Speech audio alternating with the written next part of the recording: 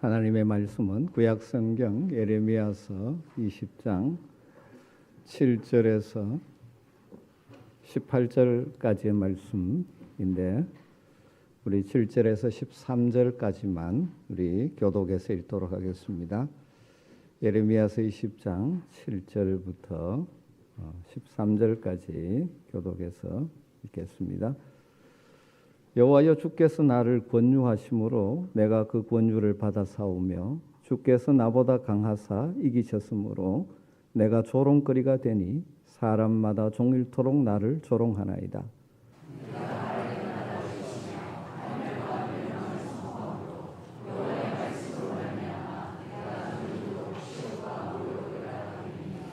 내가 다시는 여호와를 선포하지 아니하며 그의 이름으로 말하지 아니하리라 하면 나의 마음이 불붙는 것 같아서 골수에 사무치니 답답하여 견딜 수 없나이다.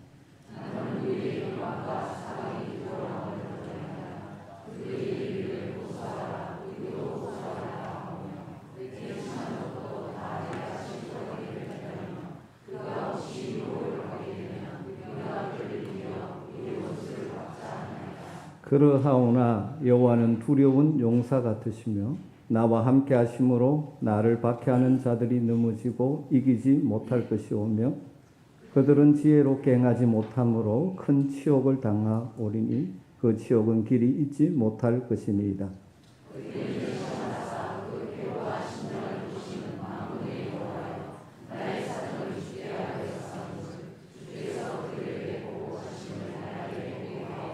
같이 읽습니다. 여호와께 노래하라. 너희는 여호와를 찬양하라. 가난한 자의 생명을 행악자의 손에서 구원하셨습니다.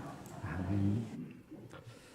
저나 여러분이나 대부분 사람들은 할 수 있으면 편하게 살기를 원하죠.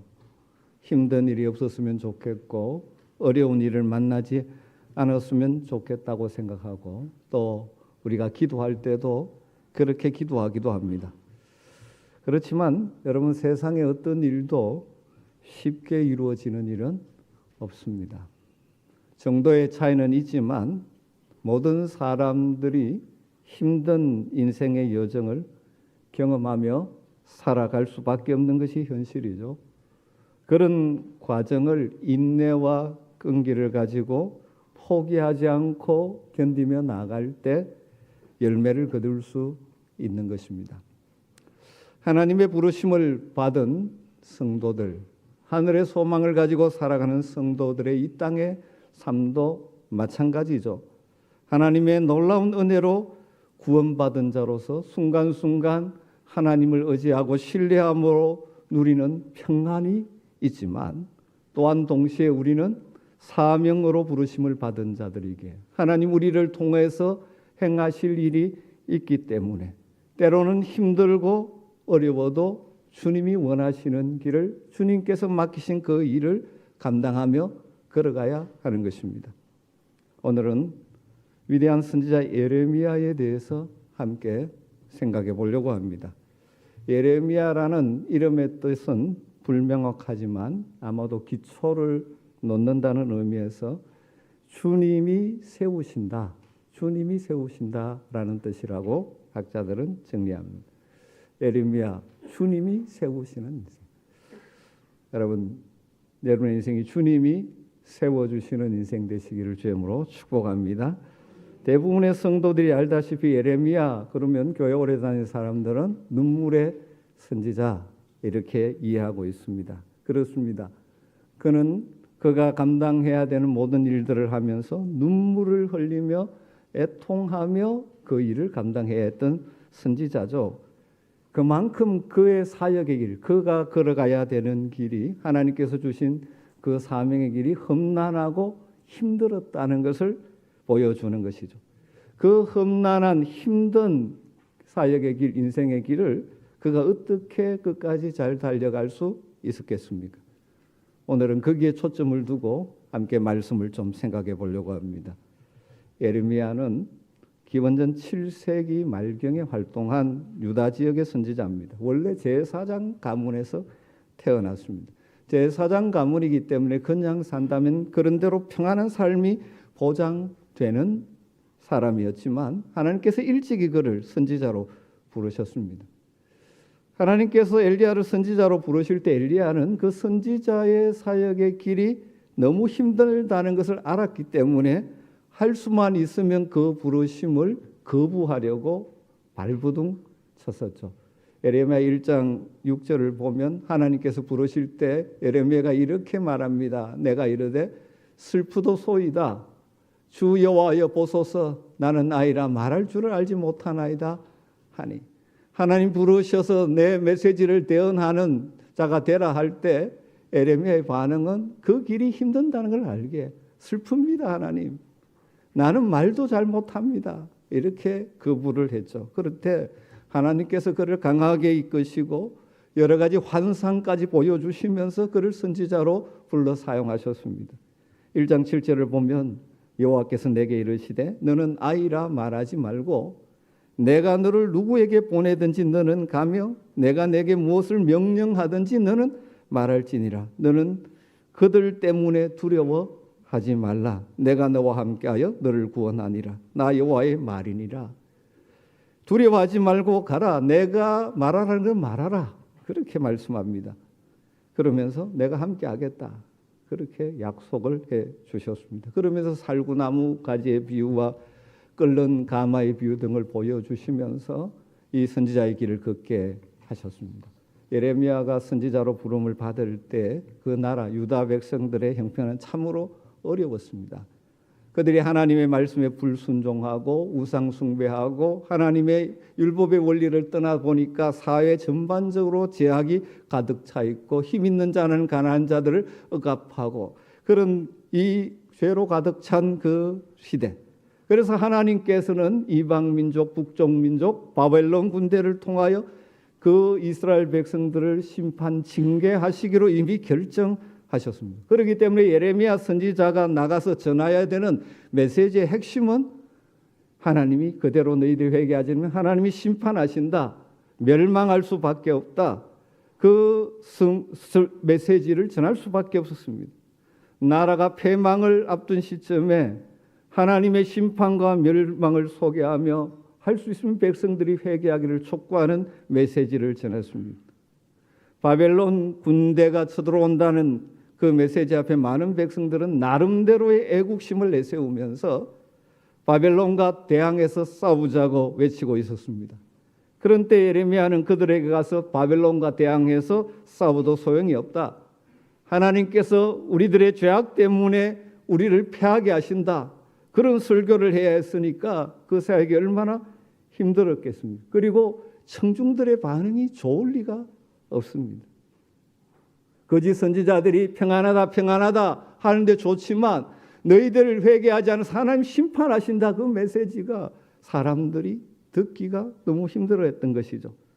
결국 예레미야 선지자는 오랫동안 선지자이기 때문에 백성의 존경을 받고 그러면서 사역을 하지 못하고 항상 백성들로부터 비난을 받고 따돌림을 받았습니다. 나라가 전쟁에서 패한다고 설교함으로 군인들의 사기를 저하시킨다는 이유로 매국노로 간주되어서 감옥에 몇 번이나 투옥되기도 했습니다. 그는 그 시대를 살아가던 대다수의 사람들이 가지고 있던 국가관, 미래관, 신앙과는 완전히 다른 관점으로 살았죠. 다시 말해서 하나님이 보여주시는 관점을 따라 민족의 미래를 내다보고 백성들을 가르치고 회개를 촉구했습니다. 예레미야 사역 전체가 그래서 박해, 그로 말미암는 절망, 고독 이런 것들로 채워졌었죠. 예레미야 선지자가 잠시 인정을 받은 것은 바벨론 멸망하고 포로로 끌려간 이후입니다. 자신이 외친 그대로 나라가 망하자 백성들은 예레미야의 선지자의 말이 맞았다는 것을 잠시 인정합니다. 나라가 패망하자 예레미야는 나라를 뺏기고 남아있는 백성들에게 하나님께서 주실 위로의 때를 선포하죠. 70년 후에 다시 회복되리라는 선포합니다. 그래서 백성들을 위로하는 사역을 했습니다. 그런데 그것도 잠시입니다. 바벨론의 지배를 받는 삶을 싫어했던 무리들이 반역을 일으켜서 애굽 쪽으로 도망치면서 예레미야를 강제로 끌고 갔고 예레미야를 친바벨론파로 간주하고 결국 돌로 쳐 죽였대요. 자신이 살던 시대 하나님의 부르심을 받아서 하나님 하시라는 일을 열심히 했는데 그 결과는 사람들에게 오해받고 비난의 대상이 되고 소외가 된다면 어떻게 그 길을 걸어갈 수 있었을까요? 물론 우리는 예레미야가 살고 있던 그 시대와는 전혀 다른 시대에 살고 있습니다. 우리가 전하는 메시지나 주님의 이름을 하는 일들이 예레미야 시대처럼 전적으로 거부당하는 시대는 결코 아닙니다. 그럼에도 불구하고 하나님께서 우리에게 맡기신 일을 감당할 때 때로는 우리도 오해받을 때도 있고 때로는 반대도 경험하고 때로는 무시당하기도 하고 때로는 그래서 그것 때문에 그 공동체에서 왕따 되는 외로움을 경험해야 되기도 하죠. 믿음의 방식으로 사는 것 때문에 내가 속한 공동체에서 때로는 외로워질 수도 있는 것이 우리의 인생이지 않습니까? 물론 우리가 하나님의 뜻을 제대로 받들지 못함으로 다르게 하면 우리의 연약함과 죄와 실수 때문에 당하는 고난도 어려움도 있지만 하나님의 뜻대로 제대로 살아보려고 하기 때문에 당하는 고난과 어려움도 있죠. 이것을 잘 구별할 수 있어야 합니다. 그러나 여러분 믿음으로 진실하게 살아가고 하나님 맡기신 일을 감당하다가 당하는 어려움 어떻게 극복하고 지속적으로 그 믿음의 길, 사명의 길을 걸어갈 수 있는지를 예레미야를 통해서 우리는 배울 수가 있는 것입니다. 우리가 일터 속에서 믿지 않는 사람들과 함께 살아가면서 그곳에서 거룩한 구별된 성도답게 살아가면서 이런저런 어려움을 경험할 때 우리는 어떻게 대처해야 될지 예레미야 선지자를 통해서 배울 수 있는 것이죠. 또 믿음으로 삶에도 불구하고 삶에 내가 생각하지 못했던 크고 작은 어려움이 다가올 때 그것을 어떻게 이겨나가야 하겠습니까? 예레미야를 통해서 배울 수 있는 가장 기본적인 비결은 하나님 앞에 자신의 마음을 솔직히 드러내놓고 토로하는 기도 생활입니다. 눈물의 선지자인과 동시에 그는 기도하는 사람이었습니다. 예레미야는 하나님 맡기신 일을 하다가 힘들고 어렵고 속상한 일이 생기면 하나님 앞에 나아가 자신의 감정을 그대로 드러내는 일을 주저하지 않았습니다. 오늘 우리가 읽은 말씀이 바로 그런 내용입니다. 7절을 한번 보십시오. 여호와여 주께서 나를 권유하심으로 내가 권유를 받아 싸우며 주께서 나보다 강하사 이기셨으므로 내가 조롱거리가 되니 사람마다 종일토록 나를 조롱하나이다. 예레미야의 하나님 앞에 털어놓는 심정입니다. 우리말 성경은 이렇게 좀 점잖하게 번역하느라고 주께서 나를 권유하심으로 이렇게 번역했지만 원래 이 단어는 꽃이다, 유혹하다 그렇다. 그래서 NIV 성경에는 deceive라고 했습니다. 속였다라고 예레미야는 하나님의 부르심을 따라 하나님 부르심대로 백성들에 나가서 말씀을 선포한 결과 큰 아픔과 어려움을 겪자 하나님께 항변하는 쪽으로 지금 탄원하는 것이죠. 좀 이제 현대적으로 바꾸어서 이 내용을 제가 표현해 보면 하나님, 처음 하나님께서 나를 부르셨을 때 제가 못하겠다고 하지 않았습니까?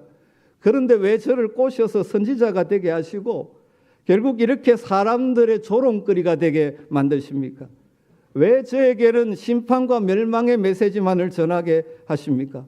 왜 회개하라고 설교하다가 사람들에게 모욕과 치욕거리가 되게 하십니까?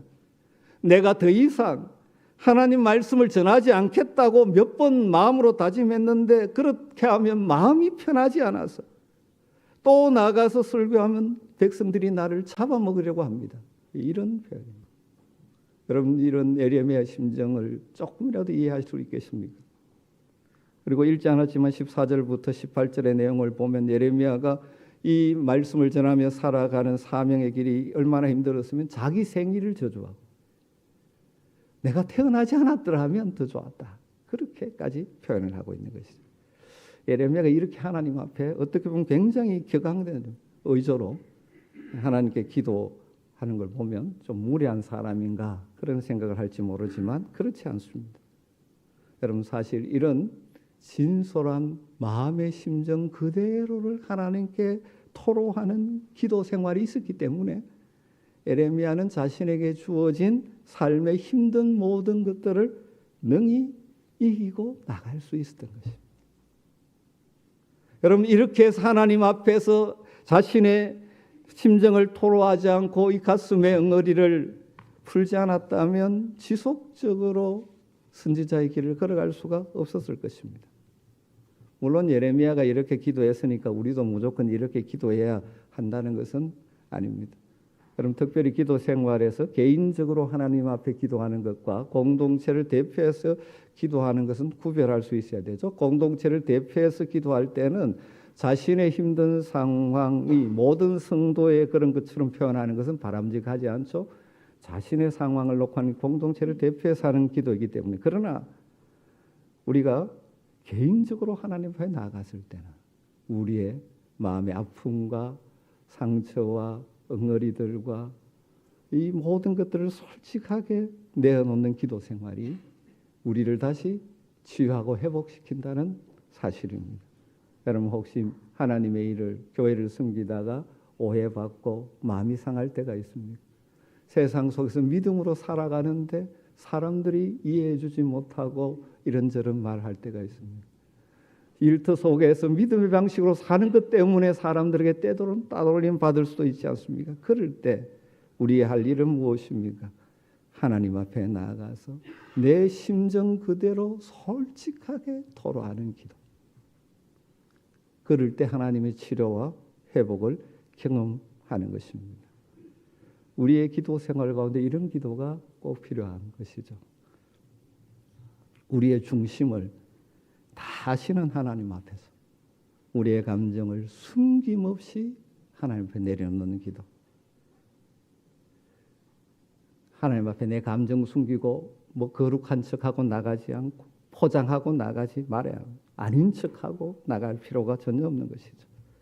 우리의 매일 기도 속에 우리의 마음, 감정, 아픔, 상처까지도 하나님 앞에 내려놓는 일이 필요한 것이죠.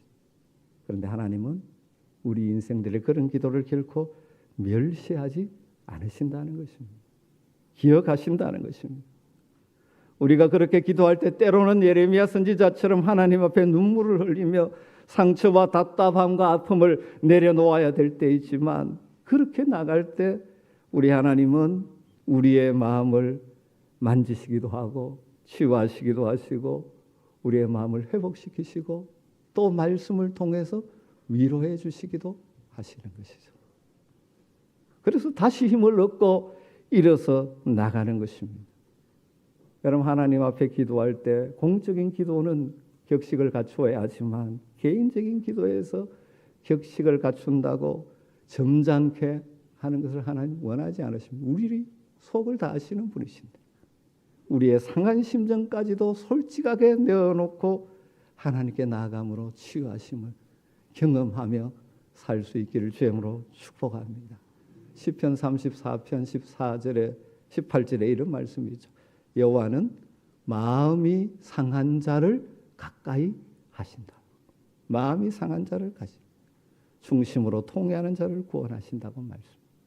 시편 51편 17절에 하나님께서 구하시는 제사는 상한 심령이라.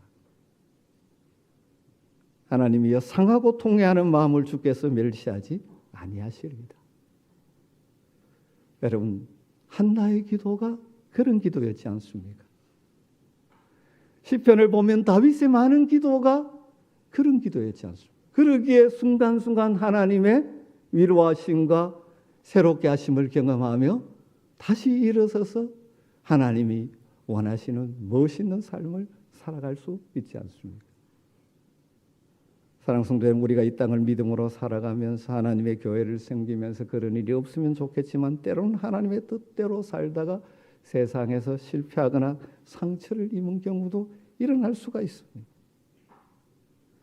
신실하게 교회와 성도를 섬겼는데 오해를 받고 시기를 받거나 반대를 경험할 때도 있을 것입니다.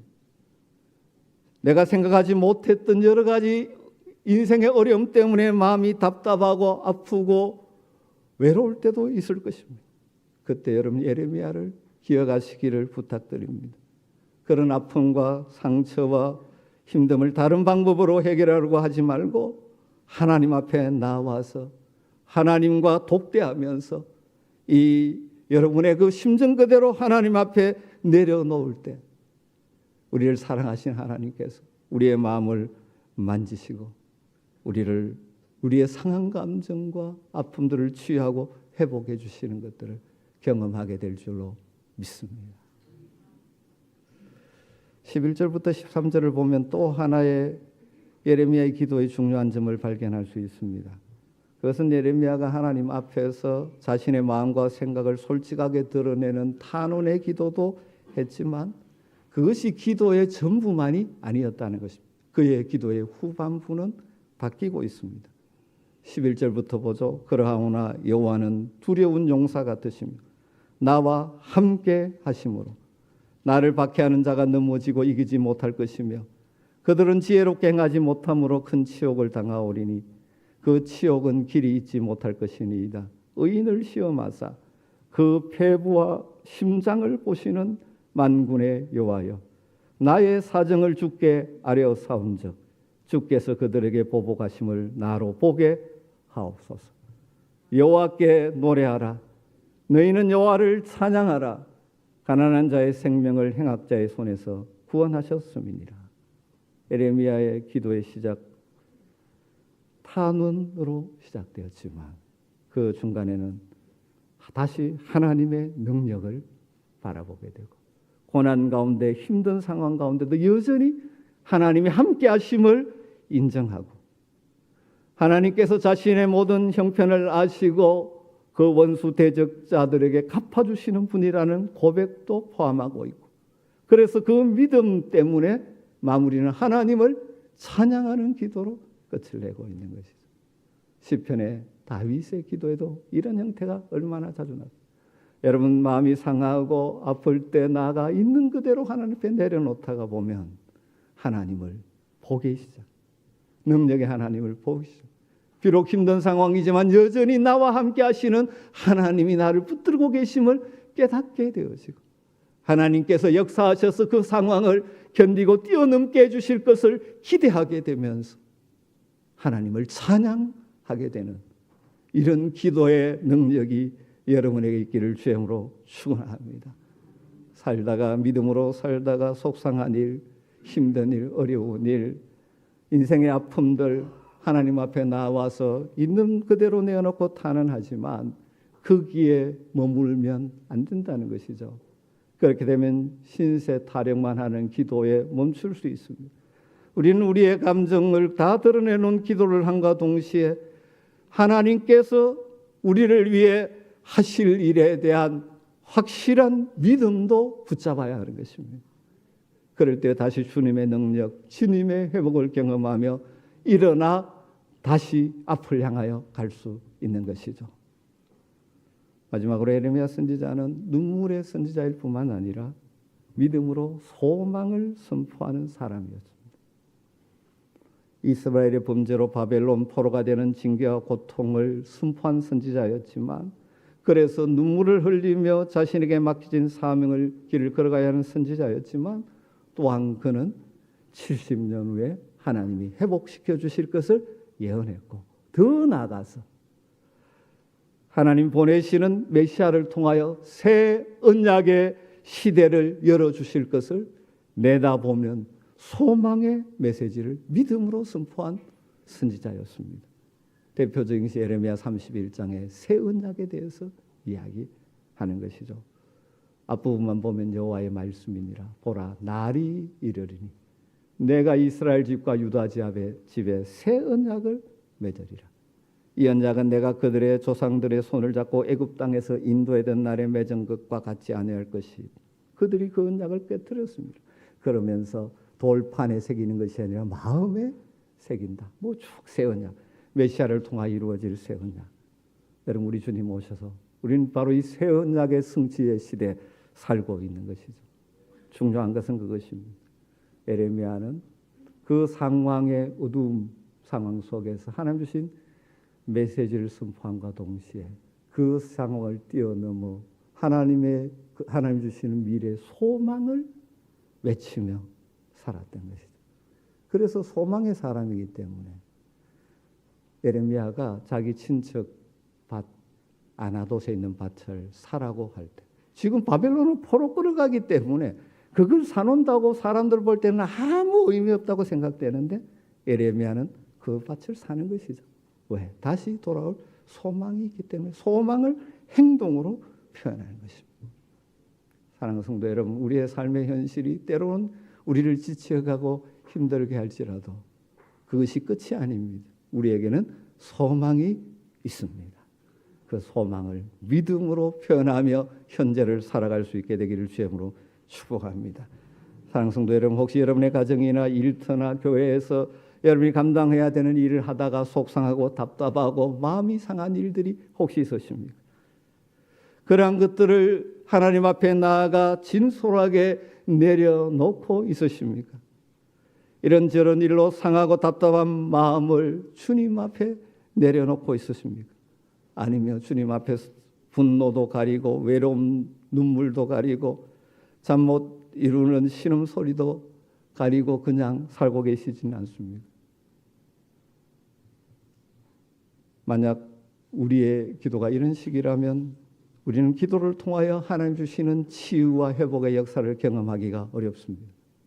우리의 마음과 생각과 의지를 하나님 앞에 모두 드러내놓는 진솔한 기도 생활을 통해서 모든 위로의 하나님, 치유의 하나님 되시는 우리 주님이 우리의 상한 심령을 치유하고 우리의 마음을 위로하시고 회복시키시는 은혜를 경험하는 여러분 되시기를 주님으로 축복합니다. 뿐만 우리가 기도하는 가운데 항상 우리의 답답한 환경과 일들만을 생각하는 것이 아니라 그것을 극복하게 하실 능력의 하나님을 바라보며 그 하나님을 신뢰하는 고백을 올려드리고 나아가서 그 하나님을 찬양하는 기도가 여러분의 기도가 되기를 주님으로 축원합니다. 그래서 우리의 기도가 넋두리에 불 그치는 것이 아니라 하나님을 향한 바른 신앙의 고백을 통해서 하나님을 향한 우리의 믿음이 더욱더 커져가는 기도가 될 수 있기를 주님으로 축복합니다. 그리고 여러분 삶의 현실이 어렵고 힘들어도 하나님의 약속을 신뢰하면서 나오는 소망으로 현재를 살아갈 수 있기를 주님으로 축복합니다. 이 땅을 살아가는 성도의 삶에는 때론 눈물 흘려야 될 때도 있지만 우리의 삶은 눈물로 끝날 인생이 아닙니다. 우리에게는 소망이 있습니다. 소망으로 현재를 인내하며 견디며 넉넉히 이기며 살아가는 복된 성도들이 다 되시기를 주의 이름으로 축원합니다.